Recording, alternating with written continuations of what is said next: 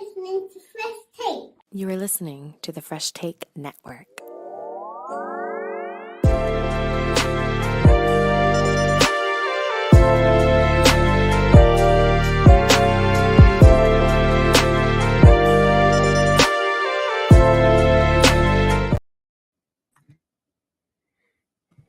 What it is, what it do. Welcome to Fresh Take, the Sharpshooter Wrestling Podcast. Joshua Adam William Arbuthnot here with the Senator. What's happening? Man, it's been a second, Senator, since it's just been you and I on a show. Yeah, honestly, to tell you the truth, I think life just really gets in the way for both of us at times, and when one is available, the other isn't. So we make time when need be. And hey, you know, the exciting thing is, outside of the wrestling part, which is a fun time for wrestling, is we are like a month away from football starting up. So 7K fans, we're coming back, and as you see here now, we're on StreamYard. Shout out to Senator because he was the one that suggested this. So when we get to 7K season, we're going to be able to go live in all our glory and share it. Once I figure out this Instagram live thing on here, because that is confusing as all hell to figure out the Instagram side of this thing. But right now we're live on X, we're live on YouTube, and ready to go. Yeah, no, I'm excited for 7K to kick off. It's going to be one of those seasons where each week there's going to be a few of us bragging and a few of us aren't. So it'll be good to see. But honestly, I'm excited for that. We do need to try to come together within like the next like 2 or 3 weeks for like the NBA. The ISO, and just try to review some of the trades. I don't think Coach and I are ready for that yet. I don't think y'all are necessarily, but there's been a lot. I seen that you did the solo one. Yeah, I did some solo ones. They're fun. They're fun. I might even do a solo one tonight, potentially, just to recap stuff. I had fun doing stuff during the draft, and obviously I've gotten to see some of those talents in the position that I am in. So I wanted to review on that side of things. But yeah, it's been an interesting side of the NBA. You know, and I know we're doing a wrestling pod here, but I will say for the NBA, it's been a lot slower of an off season than I projected. When you see the NHL right now, it's like boom, boom, boom, all these exciting things going, and obviously the CBA plays a factor into all of that. Yeah, you gotta look at. We're seeing people sign like 8 years, $12 million deals. Yeah. In NHL, and then you're looking at the NBA, and you're seeing 5 years, $312 million. Shout out Jason Tatum. You know what I mean? Mm-hmm. But like. The money is just different. It's nuts. The money is just different. It's nuts. I think too for that CBA is that second tier apron now. Teams are treating that like a hard cap. So you're seeing guys like LeBron that will take $1 million less, so they don't get triggered by that second cap, the second apron cap, because that can just kind of change everything. But we'll talk about stuff in the ISO another day. We're here to talk about Money in the Bank weekend. But before we get into a busy weekend here in the WWE, up where we live in Canada, but a little bit further away from us in Toronto, let's recap AEW. It's been a busy week for AEW. They had the Forbidden Door pay-per-view, and then they had a pretty intriguing Dynamite as well. Senator, you and I kind of talked about some of the stuff off air, but give me some of your thoughts about the Forbidden Door. Okay, so I liked the pay-per-view. I'm just not a big like full pay-per-view Forbidden Door. I've never really been the biggest fan of that pay-per-view. Like, I feel at times if you're looking at doing if you're looking at creative booking, there's so many times where like the matches for Forbidden Door isn't booked until like the week before. And then you're sitting there and you're like, okay, well, now I gotta tune in for what are the matches, and then I have to look in, like, I'll know the full rundown on Thursday, compared to when they do All In or All Out, where they're trying to build towards it. But the Swerve match, Great. Swerve, Osprey, amazing.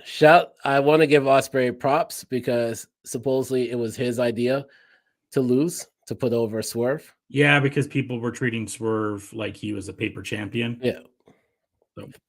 And like that selflessness are the type of stuff that you want in your company to help build your company. Hey, I think we can agree Osprey is the number one guy in the company.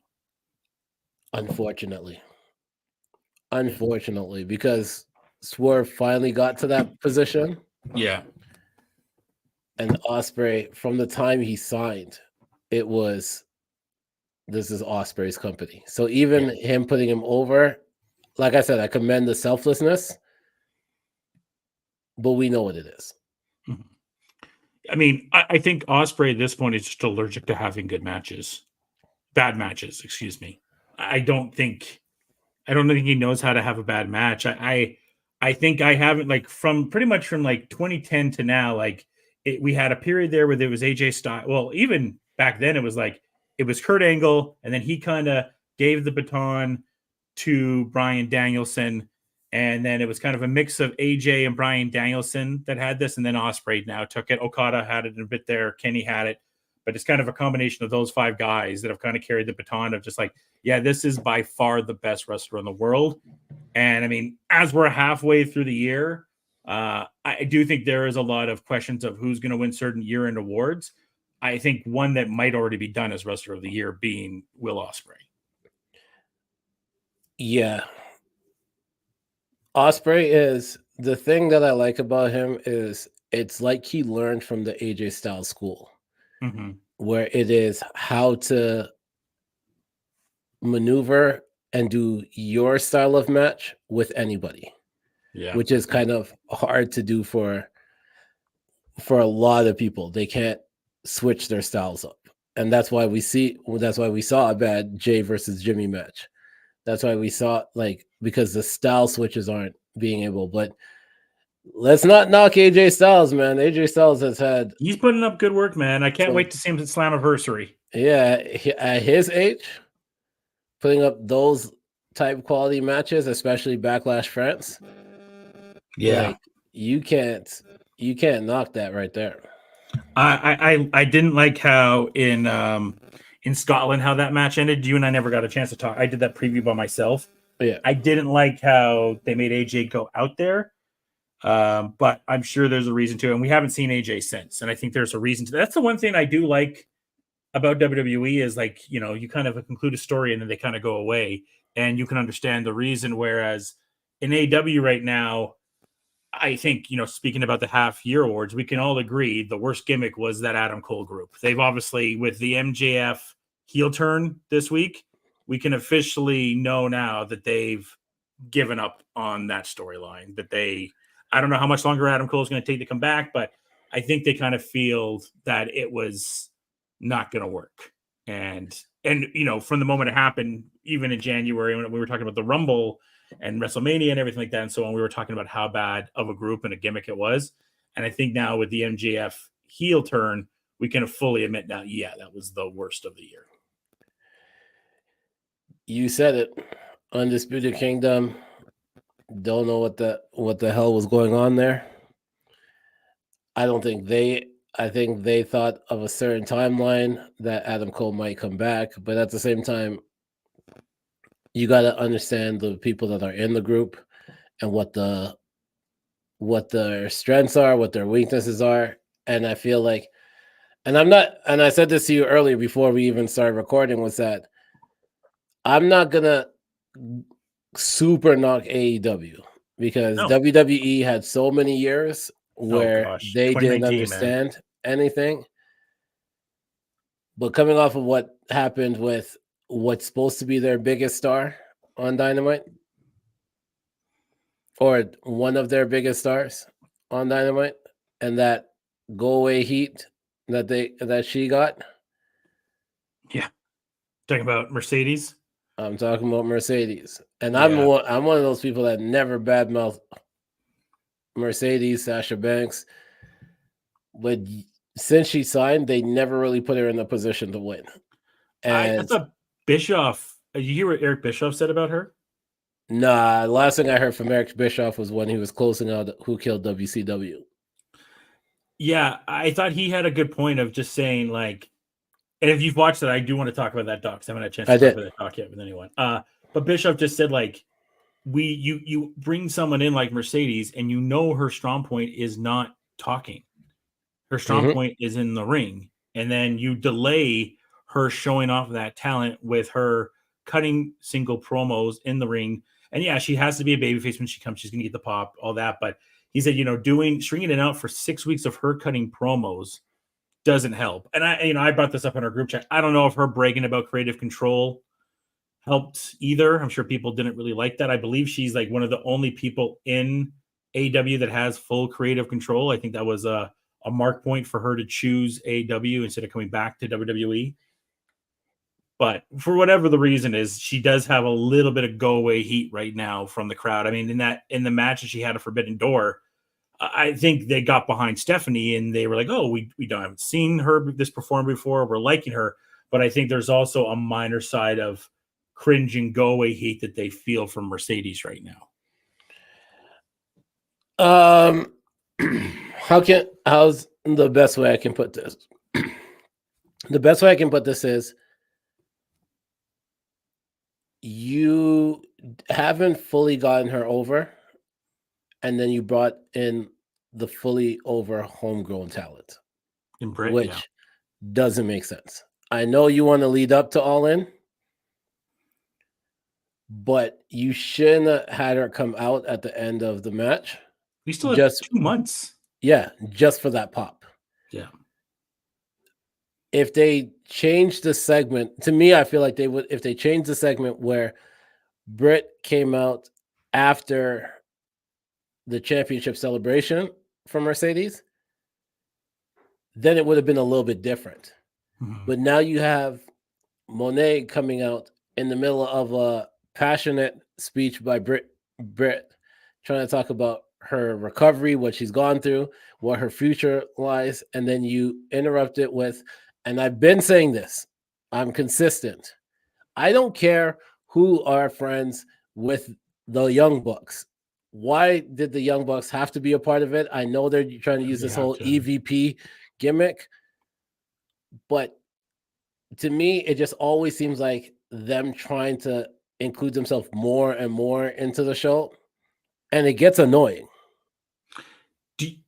What gimmick is like the Bucks and the Jericho gimmick are like one and the same, where it's like, I hate it, but I know I'm supposed to hate it, but no, like I actually do hate it. Are you asking me which one I hate the most? Well, I mean, yeah, both of them, but it's also kind of like, haha, you're supposed to hate us. I'm like, yeah, but I don't for the reason you think. Oh, yeah. Both of them have that same type of feel. When the Bucks limit how often they do it on the show, to me, I get behind it a little bit more.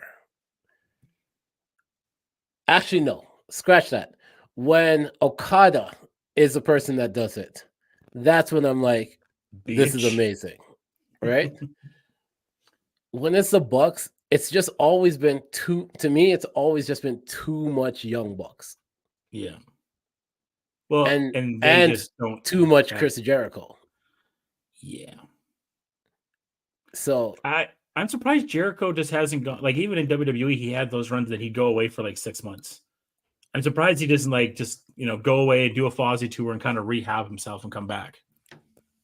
I think maybe he's just looking like he just wants to really just, for the last little bit of his contracts and stuff like that, he just wants to show his consistency.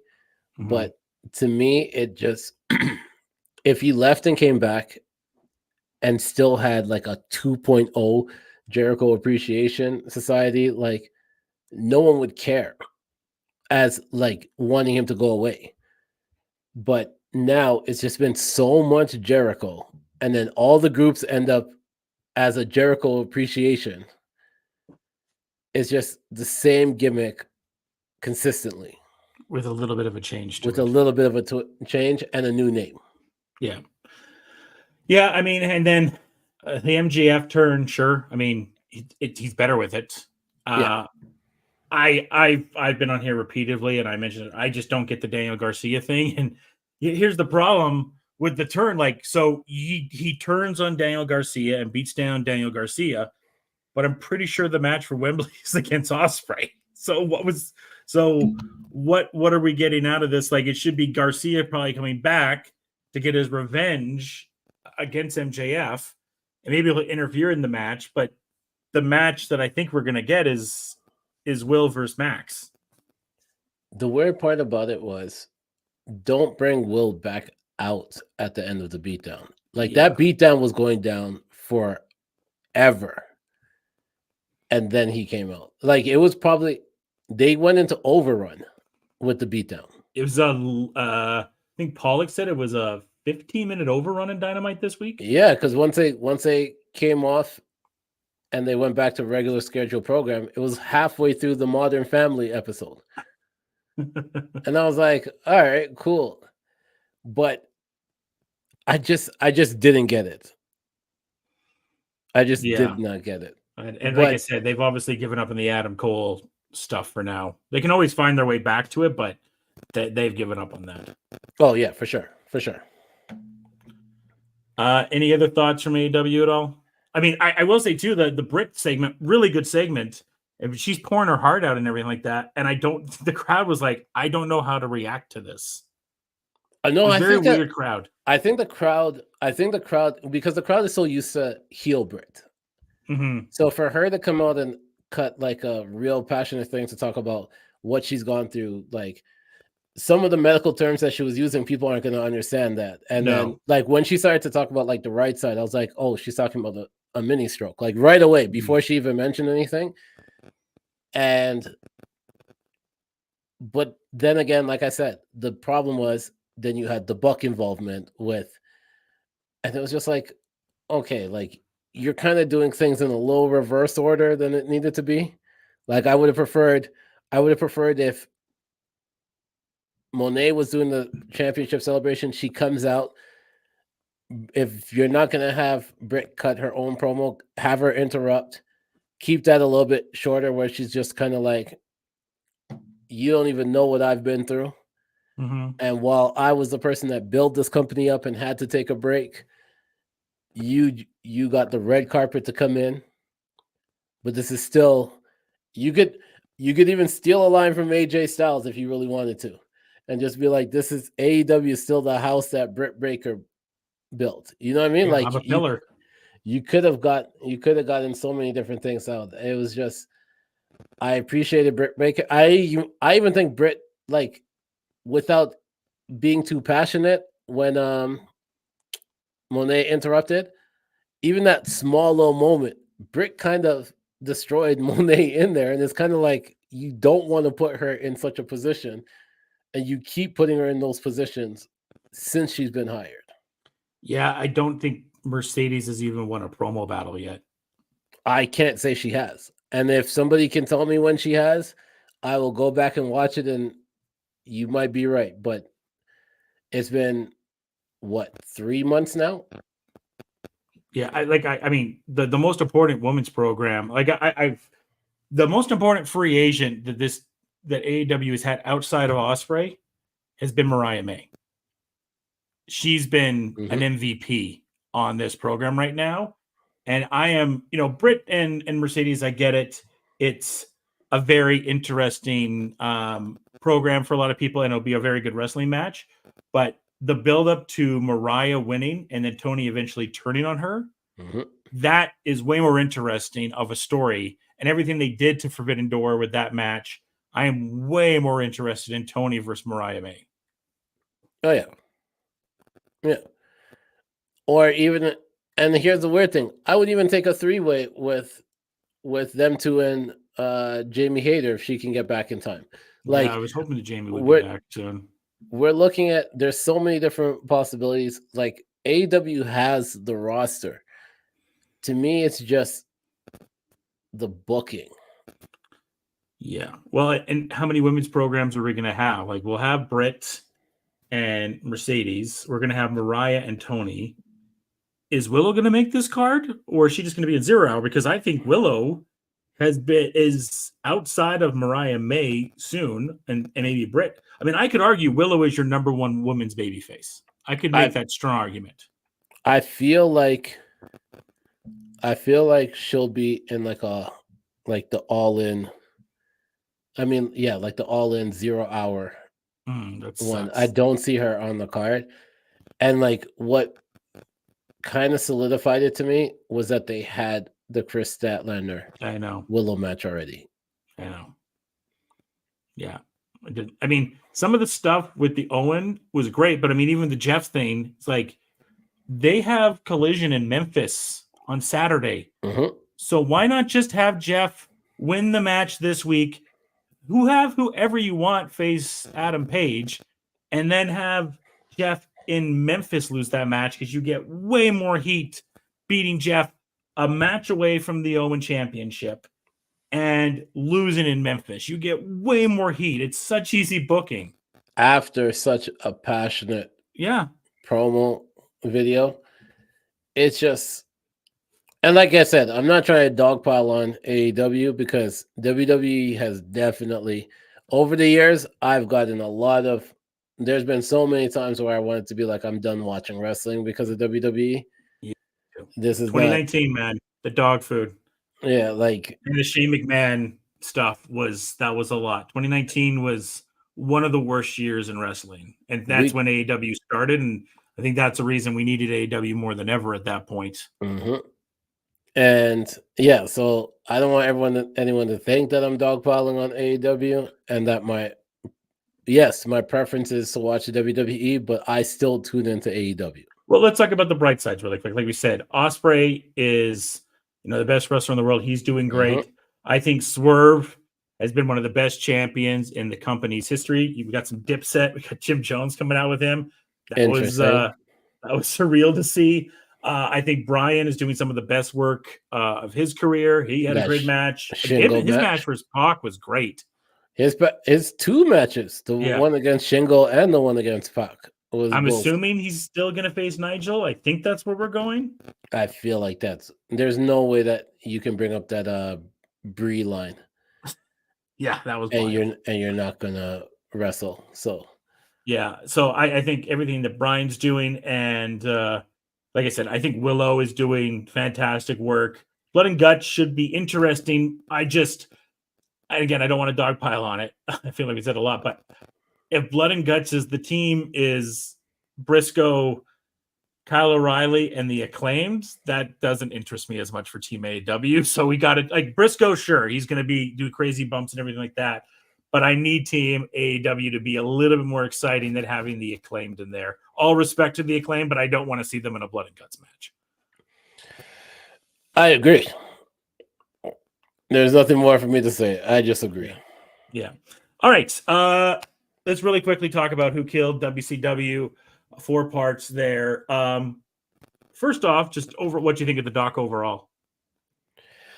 You know what I liked about the doc compared to a lot of different ones when they were telling the story of WCW was that they had it from Eric Bischoff's point of view. They had it from Russo's point of view. Like this, it just seemed like everybody, to tell you the truth. We did need Hogan and Flair, though. Everybody hated Hogan in that one. And and as a person that does not like Hogan, I appreciated every week of it watching them bash Hogan. Yeah. I thought that was a highlight. It would have been interesting just to get Hogan's thought of mine, and same with Flair's, but I do think they covered enough. I walked away from this really respecting Goldberg from how he talked about it on the documentary with the Brett feud to going on Busted Open afterwards and just being like, look, like, I don't know what more I can do. I have apologized. I said it was a mistake. I don't know what more I can do.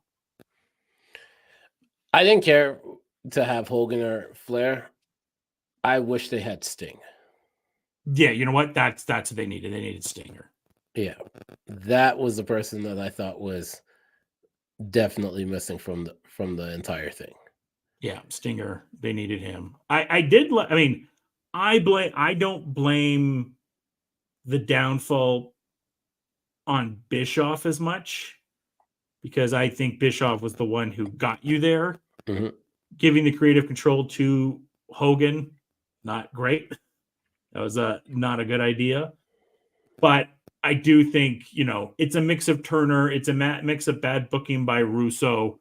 I think it's, and then a little bit of the inmates running the asylum type of stuff. I think it's a mix of all that. It was very interesting because I think that this was probably the first real documentary where you got to see what the Turner Mm-hmm. involvement was and how that kind of shifted everything. And there was just one line that Russo said where Russo was like, I was better than 80% of the on-screen talent, so I knew I had to go out there. And I was like, That's the problem. bro, are you serious? Like, That's the problem. And that's why guys like Dean and Eddie and Perry all walked out, and Conan wanted to, and Shane Douglas wanted to. You had talented guys there. You made Mike Awesome, who is a good wrestler, what was it, like the fat chick thriller, yep. or that 80s guy. You had someone like Vampiro, who is an interesting talent. You did terrible stuff with him and Sting. You booked, they had like Sean O'Hare and Chuck Palumbo. I thought that stuff was at least interesting. They got Chronic over at the end there, but even like, you could have tried to separate, kind of like what Paul Heyman was going to do if he got to TNA, if you remember. Oh, the yeah. idea that Heyman was going to have is like, hey, all the old guys, sorry, you're gone, but I will keep Kevin Nash. I just want one to make it all work. And then I'm going to build up the AJ Styles. I'm going to build up the Jay Lethals, the Sanjay Dutts of the world, and we're going to build that way. You had a young Christopher Daniels and a young AJ Styles and Gregory Helms and Jimmy Wayne there at the time. You Shannon Moore. You had young, hungry talent. Rey Mysterio was still there, but the way that Russo views TV, he didn't care. It was very interesting because it was like his ego got boosted because he was hired for some of the stuff that he did in WWE. Yeah. And instead of, and I feel like this is not just with wrestling. This is with corporations all around. They will hire the person that they feel made the other company and want them to replicate it in the same in their new company. And that's where the problem lies in because yes, you may have suggested, you may have written, done all this stuff, but the talent is different. Yeah. And so you got to be able to adjust to the talent that you have at that moment compared to the talent that, and don't get it twisted, he did some good things, like putting the title on Booker T. Like we're not fully knocking it.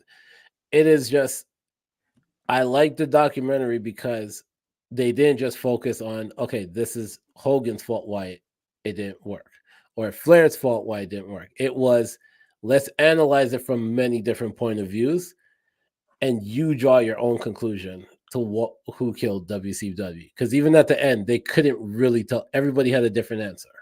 Yeah. And as you talk, I'm actually maybe glad that Flair and Hogan weren't on it because they were just going to lie more than obviously wrestlers lie, but those two specifically lie the most.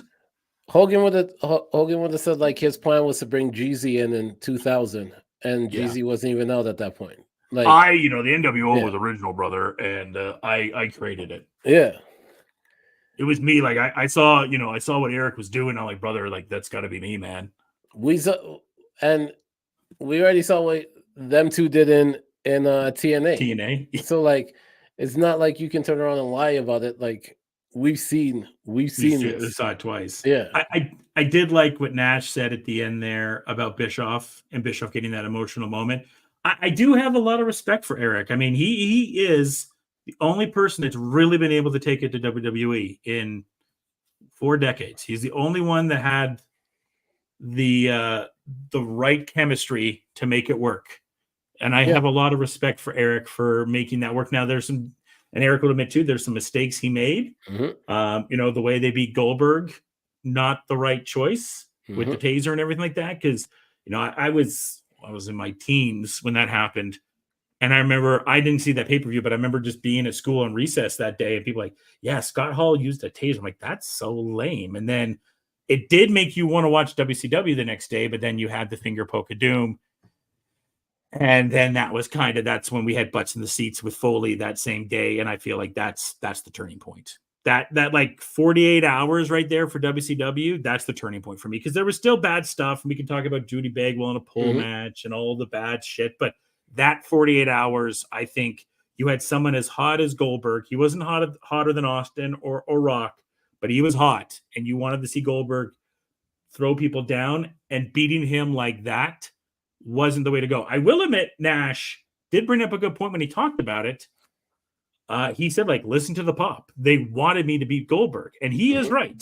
It was time to do it, but not that way. If he would have done it, with the big boots and maybe like multiple power bombs, then the heat would have been stronger. Even if you did finger poke of doom the next day, I think it's just the idea of the fans of you're spinning in my face back-to-back days. Honestly, I just think it came down to one mistake. I don't even blame the finger poke of doom. It's one of those moments where it's easy to be like, yeah, that was a moment, right? I think it just because it goes and sees with Foley winning the title that day. You just should have never said that Foley was winning the title. No. That was, to me, the mistake. Yeah. Everything else before that, after that, because WCW would have still had people. They were winning that night. Yeah, they were thoroughly going to watch. Thoroughly going to watch.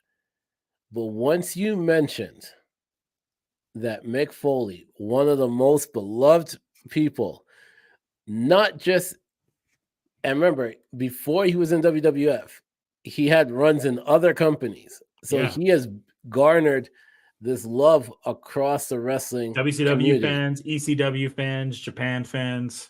And then you mentioned that he is going to be the person that wins the title. It was against The Rock, right? That's still the loudest pop I've ever heard when Austin comes out. I don't think I've ever heard a louder pop than that. And then you combine all three of those. Think of those three entities. You have WCW telling you Mick is going to win the championship from The Rock, and a Stone Cold entrance going down and helping Mick Foley. With DX in the main event as well on his side. And, the thing too, like if you remember, that was Hogan coming back that night to take on Nash. People were interested, like Hogan's back and he's going to kick Nash's ass. That's why WCW was winning the ratings until they said that. Yeah. To me, that was the mistake. If there was one moment that you should want to take back, it is literally that moment. Yeah. It was not smart. No. I agree that overall I thought it was a great doc. And I The Rock didn't need to be part of it, but I'm glad he produced it and gave it to us, but Rock didn't need to be part of it. Just between this documentary and have you seen the WrestleMania 41? I'm watching that tomorrow. Yeah, just there's some stuff with him. I'm just like, boy, you definitely are in that wrestling mix there of just like, I don't believe a lot of stuff. He was like, yeah, I knew it was, the fans of Cody, it was right. And that's when I decided to be the final boss that weekend. I'm like, no, you didn't. Shut up. People come up to me. One line he has, Senator, in that I laughed. Like, people come up to me and say, thank you for being the final boss. It is the greatest heel in the history of professional wrestling. You know what? I will give him that. It's a great heel. No, I'm going to give him that because he took over from Hogan. Yeah, this is true. So, yeah, you can definitely, you know what, Rock? You do what you got to do to make yourself feel better. So, congrats to you. But I am going to watch it. But I saw it was like an hour long, and I was like, when I have some actual time to sit down to watch it, I will watch it. So I will watch it tomorrow Or when I have a YouTube day. documentaries, WWE, please. Yeah, they're actually pretty good. Yeah, Not I gonna like. lie to you. Can you put the Bray one on YouTube? That'd be good too. Oh, I remember just watching the Bray one live. I was like, yeah.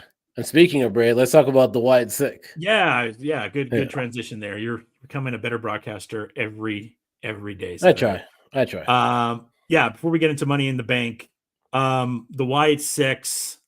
What did you think? What have you thought? 3 weeks in, I'll say this really quick and let you go. Mhm. I think the presentation over these 3 weeks, all respect, RIP to Bray, has been better than when Bray came back. The return The after he last was time. released and came back. This 3 week side of things has been way better and way more intriguing. I disagree. Okay. And the only reason why I disagree, I only disagreeing because his first thing at the end of Extreme Rules was way bigger than the way the camera angles and everything that they tried to do for this one here. Mhm. Because remember, no one actually knew when it was actually like the Extreme Rules one. It was the night of where it was kind of like confirmed, but then you didn't know when it was going to happen. Yeah. Then it happened, and then he didn't really say anything, right? Yeah. And then the second week, you had the SmackDown after. That was a good promo. To me, that promo has been one of the best promos in the past 3 years. It was really good. That was like right from the heart. Yeah, and that's why it's just those two reasons why I'm like, but don't get to it. I'm not like far off from what you're saying. Yeah, Because I think that Bray Howdy, the 1st one, I was like, Are you talking about okay. Bo? I mean Bowen Howdy, the first Yeah, it was one good. from that video. I was like, that was great That was the best promo of Bo Dallas's career. of his career, but you're still in the shadow of your brother, and that He always will be. Yeah, when Bray spoke on that return, I don't think there's ever that was a one of a kind promo. I think right I there. mentioned this on a pod. I don't know if I mentioned it with you, Brett, who is a member of our show. Shut up, Brett. Yeah, I mean, obviously his schedule it's very limited Yeah. because of he works mornings. But we were doing a game that night, and we were up in the booth, and we looked down in the crowd in the stands, and I saw 10 people on their phones streaming SmackDown that night to watch the Bray thing. And in a decade of broadcasting, I have never like looked down and seen people watching wrestling in the middle of a game, but there was people that were engaged and wanting to see what Bray said. Yeah. I remember, I think I watched that promo 3 times to really get everything that he was saying. Because the first time I listened to it, I watched it, it was the passion of what he was saying. And there was reaching a point where I was like, oh, this isn't a Bray promo. Like it wasn't a Bray promo. That was Rotunda promo. Yeah, it was Wyndham Rotunda. And I was like, okay, so then I had to go back and rewatch it again. And then it was just, but that Bo, Uncle Howdy, I loved the way how they did that. Mm-hmm. Yeah, I think they've done a good job with that. And I mean, I do wonder, like, are we going to get like a Rowan version of this, a Gacy version of this, like, or are we just kind of just laying it down now that Bo is Howdy and Howdy is Bo, just to be the leader, and then that's going to seep into whatever we seep into for SummerSlam? I feel that they need to, now that the Bo Howdy kind of merger on screen has happened, there's nobody else that you kind of want to hear from Maybe Except Rowan. the only reason why I'm taking away from Rowan is because Rowan was there at the tribute show. So you're saying maybe Nikki then? Alexis. So that's what I'm wondering. It's why it's 6. We have 5 members. Is Bray just always going to be The a 6. member of it, or are they going to put Bliss into it? I was kind of for the longest time I was thinking that maybe it was Bray as the 6th member because they kept picking up the lantern on the entrance and stuff. But then I think maybe they're waiting for Bliss for that, like that full clearance that Bliss is back, and then she be the 6th, so that you assume that it's going to be Bray as the 6th member, but it's actually Alexis, and then Bray is kind of the overshadowing presence of everybody. Yeah. But either way, love it so far. Yeah, the backstage assault was wild. People needed to find a VHS player. I was proud of that because I remember being a kid and having VHSs. Yeah. Not even just a kid, like for the longest I'm having a VHS.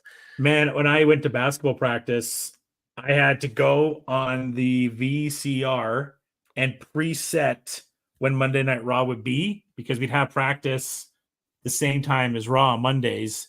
So I had to preset the VCR to tape Raw at the right amount of time so that I could watch Raw when I got home. And that's, today, this is going to be a get off my lawn moment. Kids today don't understand. Like, that was not easy to do. Like, it was like, because sometimes it just didn't work, right? So you were like, hopefully it works. But like, you had to set the channel, which TSN at that point, I believe, was 21, just after YTV, which was 20. And then you had and you would hope there wouldn't be an overrun because sometimes no, there was an overrun. Shoot. Good old VHS days. I have boxes of Monday Night Raws and WCWs all taped, and I should get them digitized one time. You should. I was just about to say that. Just for the commercials. I have an old TSN sports desk. Yes, sports desks. Also, I just want to say this. There's one person that needs to show up this weekend. And that is Joe Hendry. We were thinking the same. Yeah. We just gotta capitalize on that video that on his NXT debut. Yeah, see that pop. That was one of the biggest pops of the year. I think that pop, the Wyatt pop was big. That pop was big, and then the Heyman on SmackDown was that was chef's kiss. I loved it because it was just that I acknowledge that you're not my tribal chief. I was like, okay, because the one thing that Heyman always can do is generate emotions. And the one thing that I'm sad about is that Caleb Braxton is gone from the company because when Heyman comes back, that's the one person I want to see pop out to try to talk to him. He got her though. He did get her. He did. I saw that. Yeah. I saw that. I was happy for Heyman. Yeah. I mean, it's kind of crazy. I mean, you say this with Ray as well, but with Heyman, it's just how does he just keep on having these legendary moments? And that's when we think about Heyman's career, that's now a moment. It's oh yeah, when the Bloodline powerbombed her through the table when he was Heyman's 56, 58 years old.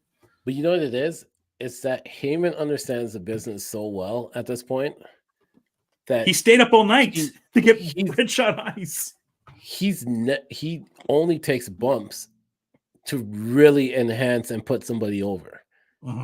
There's so many times where somebody's where he's in the corner and they're trying to talk to him and you feel like they're gonna attack him. Brock is perfect. There's so many times where it was Paul went out to reason with somebody, and then Brock's music comes out and then he walks out. Yeah, I can only think of 3 times he's been attacked from Brock, from Joe, and now this. Yeah.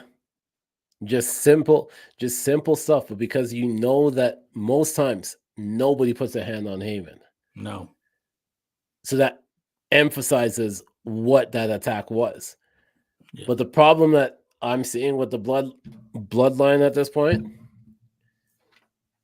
The thing that they were worried about for the longest is what actually happened, and that is Jacob Fatu, Little Bro's solo Sokoa. Oh my, he's a star. We knew this, but he is a super duper star. He Little Bro's all three of them, to tell you the truth. And he's only been there, what, 2 weeks? Yeah, is he getting into the country? Probably not. I saw there were some rumors that Jay got stuck at the border today too. There is Jay got in the last time, but I think they had to like apply for something way beforehand. He did some post of like Drake save me or something like that Yeah, today. yeah. Jay. Yeah, but I don't think what's his name is going to make it in there. But Jaffa too. yeah, Yeah. I don't think Jacob can travel to a lot of the international countries that they're going to, and I feel like that's why they kind of held off on his debut. But I wonder how long, like, did MVP do travel? He did European travel, right? MVP did European travel.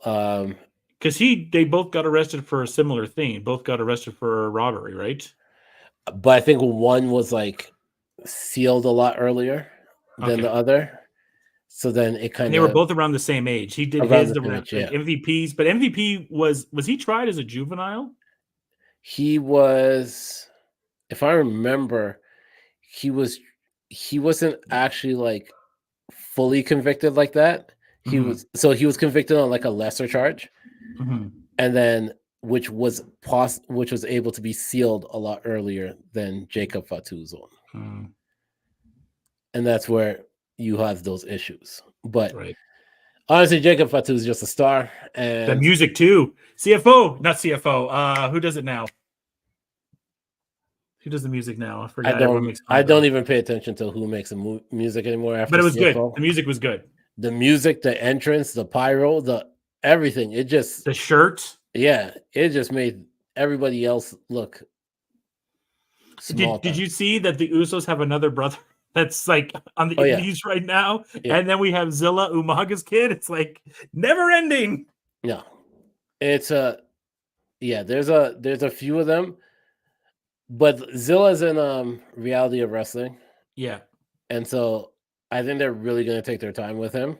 Yeah, I see him in NXT in maybe 2 years. Yeah, I see him doing the solo. Yeah. Let's get to this weekend because we're in Toronto. Yeah, one last thing really quick too. When Heyman comes out with Roman, that pop is going to be unbelievable. You know what I would prefer? If Paul shows up, because that pop is going to be right there. And then Roman after him? And then Roman right after that. Then that pop just elevates. Or ideally, to tell you the truth, if they're going to do like the Civil War thing, have Paul kind of just like in the background where you can't, like he's like trying to reach out to like Jimmy and reach out to Jay and, but you don't actually ever see him. Mm-hmm. Then you have Paul, then you have Jimmy, then you have Jay, then you have Roman. That is hey Cap, we're on your left. That moment right there. And then you get the honorary Oos back. Get the honorary Oos because Sammy, he's a part of the family. Yes, he is. Yeah. All right. Yes, so we have Money in the Bank in the 6th this week. Senator, do you have peeps going to the show? Honestly, no. I was kind of upset when I found out how much the Heat Wave tickets were. How much were they? There was last week they were selling for, you could get kind of like nosebleeds extra, but it's in the smaller arena. It was in the Scotiabank arena, so there were $150. Yeah, okay. And I was like, that's not bad. I would still pay those. By the way, Dynamite floor tickets right now are going for $34 at the Dome on Wednesday. Oh, you know my thoughts on. Oh, I know. I just saw it today. I'm like, damn, okay. I forgot the Calgary show was coming up that fast. Yeah. But yeah, no, I am. I have a few people that they were upset that they didn't get the tickets early to go to Money in the Bank, and then they were thinking about going to Heat Wave. If I knew the Heat Wave tickets were that, I would have tried to go. Yeah. Well, on the Friday before the show, we should talk about Sami Zayn and friends and everything they're doing with Johnny Knoxville right now. Friend of the pod, Andrew Funn, will be involved in this as well. I wish they were streaming this because I'm actually interested in what this show is going to be. I like that they're allowing people to really do the outside stuff, and that is amazing.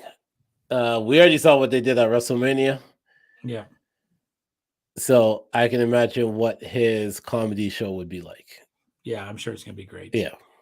And whatever they do with Knoxville. And then talking about outside too, just before we get to money, the Creed's doing blood sport. Shayna Baszler's doing it, but the Creed's doing blood sport should be really, really cool. It's so interesting how, because there's so many different things, like EO's about to go do Noah? Not Noah. No. AJ's doing Noah. AJ's doing Noah. EO is doing Marigold. Is that's Rossi's new promotion, right? That's Rossi's new promotion. Yeah. EO's doing that one. Baszler already did Bloodsport and now doing it again. We have no idea what's going to happen in TNA. Dempsey was in TNA yesterday. Dempsey and Izzy Dame. Yeah. But then I'm saying we don't know if AJ and the Good Brothers might pop up there. Yeah, TNA already has the title match done for the world title. So I was a little disappointed in that. I'm like, you got to put AJ in there. Come on. That's what I'm saying. You just never know when he might pop up. Or that seems like it's Joe Hendry's pay-per-view to win because they have Moose, Josh Alexander, Steve Macklin, Nemeth, Frankie, and Joe Hendry. That seems like it should be Hendry's time. Obi wants to fight Moose. Oh, please. At Worlds Collide. Yes. They should do that during the SummerSlam or before the Germany show. The SummerSlam or Survivor Series. Survivor Series would be cool. Yeah. But yeah, no, it's this kind of global takeover that they're trying to do, global partnership takeover that they're trying to do. I like it because they're not just dedicating a whole pay-per-view to it. And this is not to go back to knock AEW. I'm just saying, you can still focus on your show while lending talents elsewhere. Well, and it helps out now. Brian tried so hard, and Nick Khan tried to let him go to New Japan when he was there, but I think that was still under the Nasty Man regime. So, speaking of documentaries, I want to know where this Bill Simmons documentary is, if it's ever going to come out now, by the way. I don't know. I don't even feel like it's going to come out. Yeah. But yeah, I think that regime was different. But all right, let's get into Money in the Bank. We have Money in the Bank, and then we have NXT Heat Wave. We start off with a 6-man tag team match. Cody Rhodes, Randy Orton, and Kevin Owens against the Bloodline. We are assuming it is the Gorillas of Destiny and Solo, correct? Yep. Yeah. I feel like the Bloodline wins this because that makes more sense going into SummerSlam with Solo and Cody. Yeah, for the longest time I had Solo pinning Cody on this one. But then I thought the problem is that KO and Tama Tonga are in the match. So either one of them are getting pinned. So I'll give it to Bloodline. Solo pins Owens. Okay. Yeah, I think the same thing. You want to keep Bloodline strong, and Randy, KO, and Cody don't need this. By the way, we should mention on SmackDown really quickly that DIY will be taking on Waller and Theory for the tag titles. Do you see a title change? Yes. I'm wondering no, because I could see it be Owens and Orton against them at SummerSlam. I don't know. It's just all over the place, to tell you the truth. They're not a good tag team, and they're obviously teasing the breakup as well between the two. And DIY had that moment in Toronto. I got to see them in that 2 out of 3 match against FTR. It was maybe one of the best matches I've seen live. So I could see them having that moment in Toronto again. That's the only reason why I was kind of like, I have DIY winning. Mm-hmm. Let's go to, again, I love these WWE shows because there's only 5 matches. Yeah. It's great. Keep it simple. It's a good card, by the way. I'm really excited about this card. Intercontinental Championship match, Sammy versus Breaker. I'm picking Sammy to win this match because it's in Toronto. It's in Canada. I pick Braun to win at SummerSlam. I'm going to choose Sammy to win this match. Breaker to win on Monday. Monday. Yeah. Interesting. I mean, everything with Breaker has been great. What happened to Ricochet? Never heard about him ever again. Oh, yeah. Disappeared. I think the Sammy title reign, it never had to be long, but I think it has been good. It's produced some good matches. It increased the Gable storyline, but eventually you need to get this title to Breaker because he's one of your next big stars in the company. Oh, he already is. Yeah. Already and is. so you want to still build. I mean, I don't know if he's the Rumble winner this year. I think he's about a year away from the Rumble win. But you want to build up here with the IC championship right now for him as you move. I mean, unless your idea is IC champion Braun versus world champion Gunther. I could see that as well. I have an idea of, and I don't want to tell you what my idea is until we get to the Money in next. the Bank? Yeah. So. Yeah. Okay, so we both have Sammy winning this match. The last chance match. If Seth wins, he can't challenge for the title as long as Priest is champion. And if Priest wins, he has to leave Judgment Day. I'm picking Damian Priest to win this match. I'm choosing Priest to win by the help of Finn Balor. Yeah. Which leads to their feud. Yeah, I mean, it's too bad. I'm obviously always going to be happy to see Gunther. I kind of wish that the SummerSlam match was Finn and Priest. It makes much more storyline sense. Gotta get that build on Gunther. Yeah. I agree. All right. The women's Money in the Bank match. We have Io Sky, Chelsea Green, Lara Valkyrie, Tiffany Stratton, Naomi, and Zoe Stark. I can tell you who it's definitely not going to be. Who do you say? Zoe Stark. That's a fact. The other 5, I can give you reasons for the other 5. I am giving the Money in the Bank to Chelsea Green. Oh, please. You know how bad I want this. Yeah. I sat down there and I thought about it. I was like, Lyra, normally you don't give the Money in the Bank to a face. No. So let's look at the heels. It's Chelsea, it's Tiff, and it's Io. And I think Io doesn't make sense with the storyline right now and her losing. Yeah, Io needs because right now Io's in that if y'all don't win, I need to do something about this. Yeah. So her winning the Money in the Bank doesn't play into that. Tiff right now with the Nia Jax situation doesn't make sense. And Chelsea Tiff can win the Rumble. Tiff can definitely win the Rumble. And then with Chelsea, it's Chelsea. I feel like Triple H has always had like a soft spot for her. And it will help the briefcase a lot more for any of these to have Chelsea with the briefcase compared to anybody else. With Chelsea with a Piper. Yeah. Yeah. So I'm gonna go Chelsea. You know what? I want Chelsea to win. I'm gonna agree with you. I'm gonna go Chelsea. I think Tiff is the safe pick, obviously. I could see Naomi as the third pick as well. Look at Roman blackouts going on with the storm. Lovely. So if I did get disconnected, let you know. The storm is going crazy right now. So, but yeah, no, we got. If you look at it, to me, the Chelsea pick is the Kalani Jordan pick in NXT for the Yeah, we were wrong about Kalani, but I'm glad Yeah. she's been champ. She's been awesome. Yeah. The men's Money in the Bank. Jey Uso, Carmelo Hayes, Andrade, Chad Gable, LA Knight, or Drew McIntyre. I am gonna go with Drew McIntyre. Me too.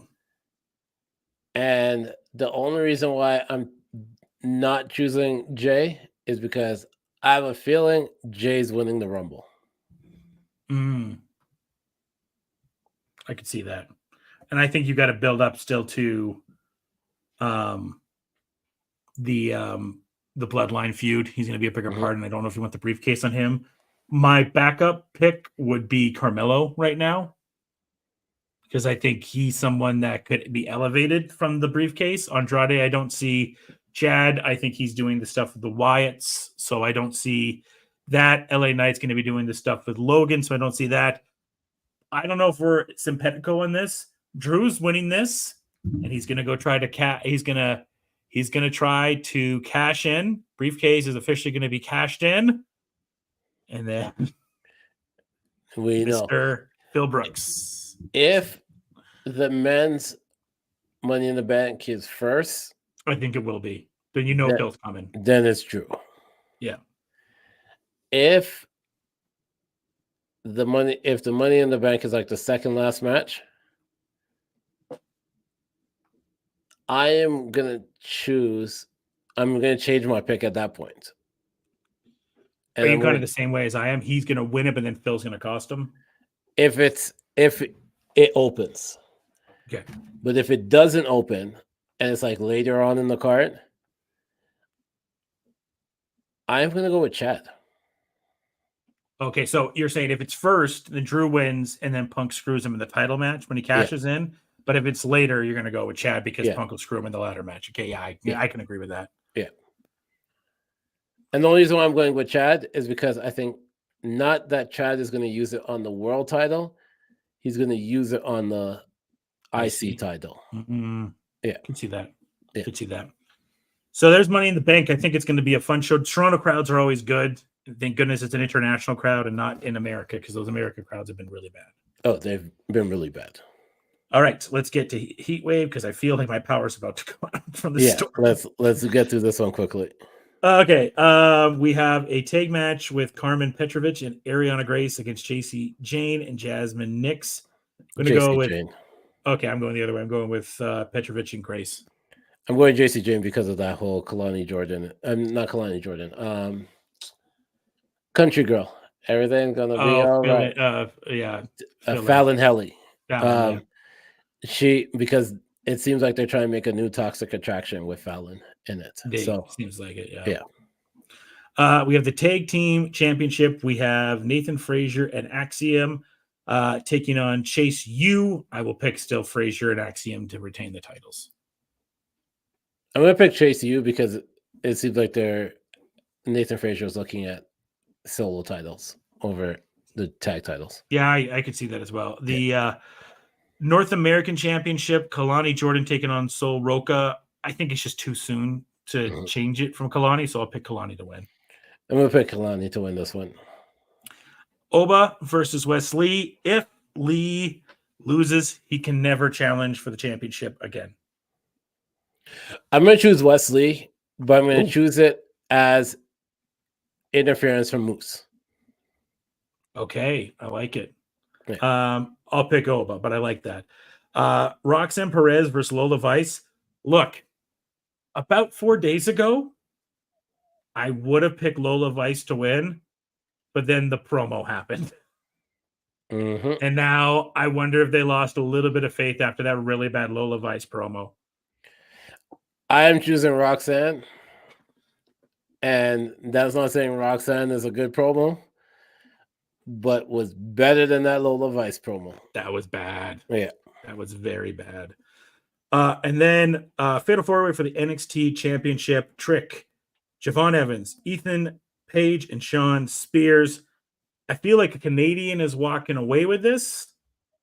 And as cool as it would be for Sean Spears to have it, I do think this is Ethan Page winning this match. I'm still gonna go with Trick, Nice. and I'm only choosing that because right now they're kind of booking him as the guy, and I don't think they want him to lose it unless he's actually losing a one-on-one match. Yeah, I can see Yeah. that. By the way, and getting just to see Javon Evans is going to be great. Oh yeah, He's awesome. Javon Evans is, young OG. Yeah. All right, so we're going to wrap up because I'm pretty sure my power is about to go out here. So, for Senator and for myself, everyone enjoy. Real quick. Let me just say this one last thing, real quick. I want to shout out my sister. She just put out a children's book. So if you have kids, I've been seeing that. Yeah, if you have give kids, me the link for it, and I'll put some stuff on FTN. Yeah, for sure. So if you have a kid, it's on Amazon. It's called Raquel and Jess. Go check it out. It's available on Kindle, available on like paper copy. I got my copy. I don't even have kids. Just go support. I got nieces and nephews, so I'll get it for them. Great. Yeah, send me the link. Thanks, everyone. Enjoy the weekend. Cheers.